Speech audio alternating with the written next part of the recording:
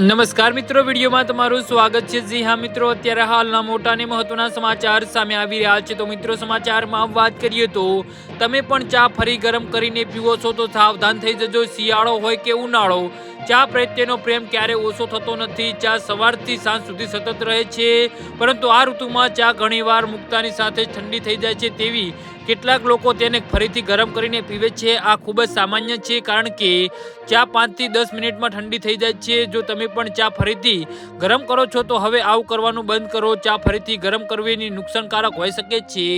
તો જો તમે દરરોજ આ કરો છો તો તમે તમારા શરીરના ફેરફારો અનુભવી શકો છો। નિષ્ણાતો જણાવે છે કે જો તમે ચા ફરીથી ગરમ કરો છો તો તમે ધીમે ધીમે ઝેર પી રહ્યા છો।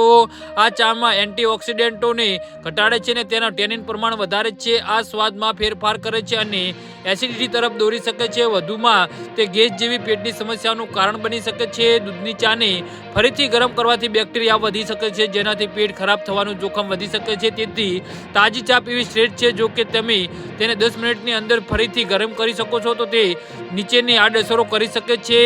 ચાને ફરીથી ગરમ કરવાથી તેના પર એન્ટીઓક્સિડન્ટના નાશ થાય છે અને તે હાનિકારક બની જાય છે। ચાને ઠંડુ કર્યા પછી ફરીથી ગરમ કરવાથી ટેનિન ઓક્સિડાઇઝ થઈ શકે છે, જેના પરિણામે સ્વાદ કડવો બને છે। જી હા મિત્રો, તો ટેનિનને વધારા પેટમાં એસિડિટી, ગેસ, હાર્બર અને પાચન સમસ્યાનું કારણ બની શકે છે। જી હા મિત્રો, તો આના વિશે તમારું શું કહેવું છે તો નીચે અમારી કમેન્ટ બોક્સમાં જરૂરથી જણાવજો અને અમારી યુટ્યુબ ચેનલને સબસ્ક્રાઇબ કરવાની ભૂલતા નહીં। ધન્યવાદ।